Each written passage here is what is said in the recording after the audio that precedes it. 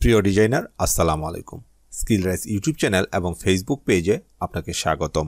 T-shirt design success কোর্সের আজকের আলোচ্য বিষয় হচ্ছে অ্যাডোব ইলাস্ট্রেটরের পাথফাইন্ডার প্যালেট।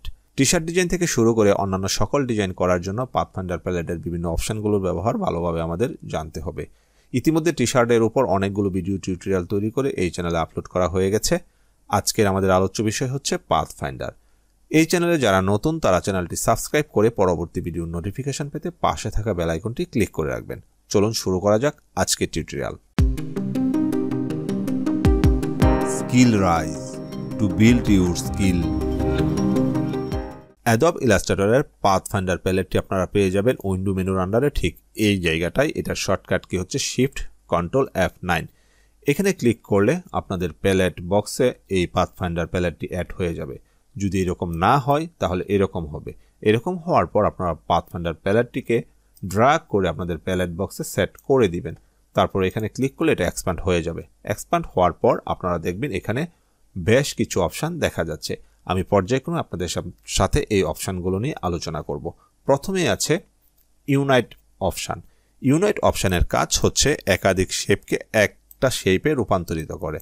যেমন এখানে একটা চতুর্ভুজ আছে এবং এখানে একটা সার্কেল আছে, এবং এক্ষেত্রে ফন্টে মানে সামনের দিকে যে শেপটি থাকবে সেই শেপের কালার দ্বারা নতুন আরেকটি শেপ গঠিত হবে।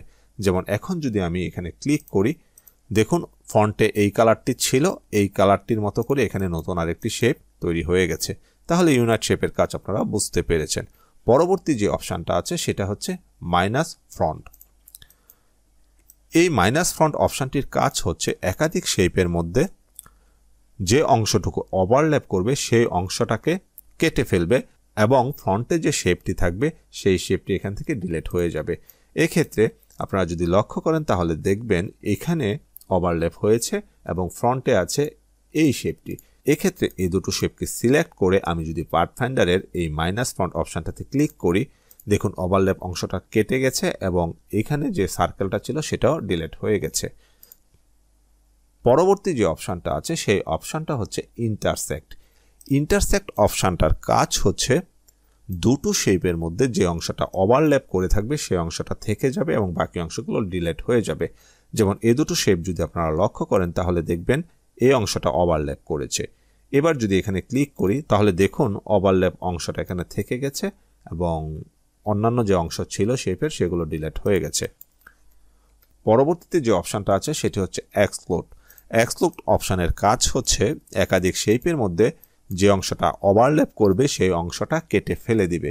যেমন এখানের ওভারল্যাপিং অংশ হচ্ছে এটুকু। এবার যদি এই এক্সক্লুডে ক্লিক করি এই দুটোকে সিলেক্ট রেখে, সেক্ষেত্রে দেখুন এই অংশটা এখানে ওভারল্যাপ করা ছিল, এই অংশটা কেটে গেছে এবং ফন্টে যে শেপটি ছিল সেই শেপের কালার দ্বারা নতুন একটি শেপ গঠিত হয়েছে। পরবর্তী পাথফাইন্ডারের যে অপশানগুলো আছে সেই অপশানগুলো নিয়ে আপনাদের সাথে আলোচনা করছি। এক্ষেত্রে প্রথমে যে অপশানটি আছে সেটি হচ্ছে ডিভাইড। ডিভাইড অপশানটি হচ্ছে একাধিক শেপকে সে ডিভাইড করে ফেলবে। সেক্ষেত্রে এখানে যদি আমি এই দুটোকে সিলেক্ট করে এই ডিভাইডে ক্লিক করি তাহলে দেখবেন যে এই অংশটা ডিভাইড হয়ে গেছে কিন্তু আপাতত একসাথে আছে। এক্ষেত্রে এরা গ্রুপ হয়ে আছে। মাউসের রাইট বাটনে ক্লিক করে আনগ্রুপ করার পর দেখবেন যে প্রত্যেকটা অংশ এখানে ডিভাইড হয়ে গেছে। খুব সহজেই তাহলে আপনারা একাধিক শেপ থেকে ডিভাইড করে ভিন্ন ভিন্ন শেপ তৈরি করতে পারবেন এই ডিভাইড অপশানটি দ্বারা। পরবর্তী যে অপশানটা আছে সেই অপশানটা হচ্ছে ট্রিম। ট্রিম মূলত দুটো শেপের মধ্যে যে অংশটা ওভারল্যাপ করে থাকে এই অংশ থেকে পিছনের দিকে যে শেপটা থাকে সেই শেপটাকে কেটে ফেলে। এক্ষেত্রে এই দুটোকে সিলেক্ট করার পর আমি যদি ট্রিম অপশানটিতে ক্লিক করি, ক্লিক করার পর মাউসের রাইট বাটনে ক্লিক করে আনগ্রুপ করে দেই তাহলে দেখবেন এখানে যে অংশটা ওভারল্যাপ করা ছিল এই অংশ থেকে পিছনের যে শেপটা ছিল সেটাকে এই সার্কেল দ্বারা কেটে ফেলা হয়েছে। আশা করি ব্যাপারটা বুঝতে পেরেছেন। পরবর্তী যে অপশানটা আছে সেটি হচ্ছে মার্জ। এই মার্জ অপশানটাও মূলত ট্রিম অপশানের মতোই কাজ করে। এক্ষেত্রে দুটো শেপকে সিলেক্ট করে আমি যদি মার্জে ক্লিক করি এবং এখানে যদি মাউসের রাইট বাটনে ক্লিক করে আনগ্রুপ করে দেখাই তাহলে দেখুন এই ওভারল্যাপ অংশটা এখান থেকে কেটে ফেলেছে। পরবর্তী যে অপশানটা আছে সেটা হচ্ছে ক্রপ। ক্রপ মূলত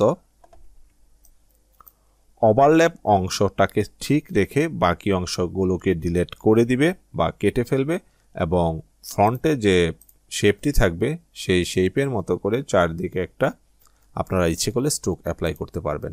সেক্ষেত্রে এই দুটোকে সিলেক্ট করে আমি যদি ক্রপ অপশানটিতে ক্লিক করি, ক্লিক করার পর আপনারা লক্ষ্য করুন এর যে পিছনের শেপটি ছিল সেই শেপটি কেটে গেছে এবং ওভারল্যাপ অংশটা থেকে বাকি অংশগুলো ক্রপ হয়ে গেছে।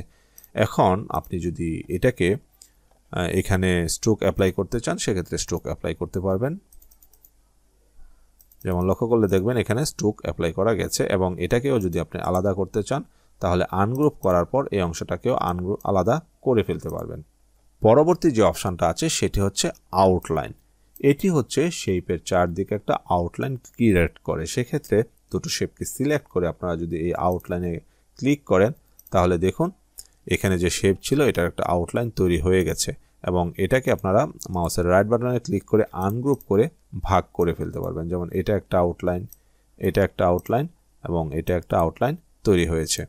এবার এখানে আপনারা স্ট্রোকটাকে যদি অ্যাপ্লাই করেন তাহলে দেখবেন প্রত্যেকটা আউটলাইনে আপনারা স্ট্রোক অ্যাপ্লাই করতে পারছেন। আশা করি আপনারা আউটলাইনের কাজও বুঝতে পেরেছেন। পরবর্তী যে অপশানটা আছে সেটা হচ্ছে মাইনাস ব্যাক। এটা মূলত মাইনাস ফ্রন্টের ঠিক অপোজিট একটা অপশান। এক্ষেত্রে এই ওভারল্যাপ অংশটা কেটে যাবে এবং নিচের যে ব্যাকগ্রাউন্ডটা থাকবে সেটাও কেটে যাবে, শুধু ফ্রন্টের অপশানটা থেকে যাবে। সেক্ষেত্রে এখানে সিলেক্ট করার পর আমি যদি মাইনাস ব্যাকে ক্লিক করি, ক্লিক করার পর দেখুন ওভারল্যাপ অংশটা কেটে গেছে এবং ব্যাকগ্রাউন্ডে যে শেপটি ছিল সেটিও কেটে গেছে। তাহলে আশা করি আপনারা আজকের ভিডিও টিউটোরিয়ালের মাধ্যমে এই পাথফাইন্ডার প্যালেটের কাজ যথাযথভাবে বুঝতে পেরেছেন। সাধারণত একাধিক শেপ থেকে একটি নতুন এবং ভিন্ন শেপ তৈরি করার জন্য এই পাথফাইন্ডার প্যালেটটিকে ব্যবহার করা হয়ে থাকে, যেটি টি শার্ট সহ অন্যান্য যে কোনো ডিজাইনের ক্ষেত্রে খুবই প্রয়োজনীয় একটা অপশান। ভিডিও টিউটোরিয়ালটি যদি আপনাদের ভালো লাগে তাহলে চ্যানেলটি সাবস্ক্রাইব করে এই ভিডিওতে কমেন্টস করে জানাবেন এবং শেয়ার করে দিবেন। খুব শীঘ্রই টি শার্ট ডিজাইনের পরবর্তী নতুন ভিডিও আপনাদের সামনে উপস্থাপন করব। সে পর্যন্ত সবাই ভালো থাকবেন, সুস্থ থাকবেন। আল্লাহ হাফেজ।